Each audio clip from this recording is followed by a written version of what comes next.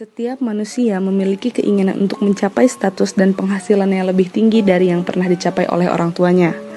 Keinginan untuk mengubah nasib yang kurang baik merupakan impian setiap orang. Akan tetapi, apakah impian ini akan tercapai atau tidak, akan sampai atau tidak, ialah lain persoalan.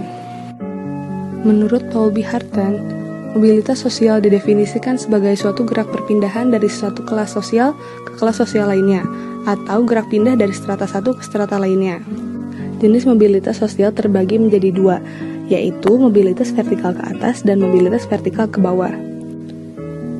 Mobilitas horizontal dibedakan menjadi dua, yaitu horizontal antar wilayah geografis dan horizontal antar generasi.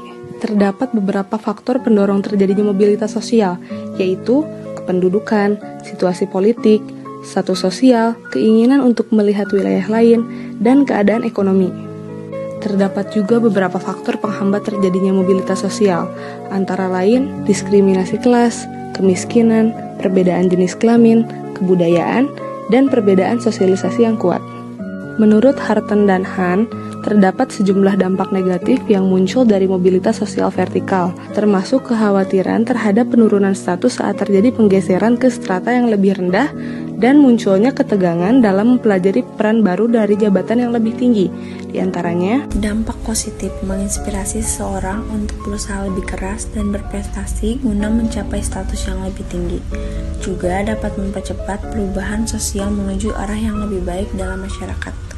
Ketika mobilitas sosial terjadi, hal ini dapat meningkatkan integrasi sosial. Contohnya, individu akan menyesuaikan diri dengan gaya hidup, nilai-nilai, dan norma-norma baru yang dianut oleh kelompok dengan status sosial yang berbeda, sehingga menciptakan integrasi sosial. Lalu, menurut Rohma, Sari dan Ayu, 2017, dampak negatif yaitu konflik yang ditimbulkan oleh mobilitas sosial dibedakan menjadi 3 bagian, diantaranya konflik antar kelas, konflik antar kelompok, dan konflik antar generasi. Maka dari itu dapat disimpulkan bahwa hubungan antara stratifikasi dan mobilitas sosial yaitu erat terkait dalam studi sosiologi. Kelas sosial merujuk pada kelompok masyarakat yang memiliki posisi ekonomi dan sosial serupa. Stratifikasi sosial mencangkup pengelompokan masyarakat berdasarkan perbedaan status, kekayaan, dan kekuasaan.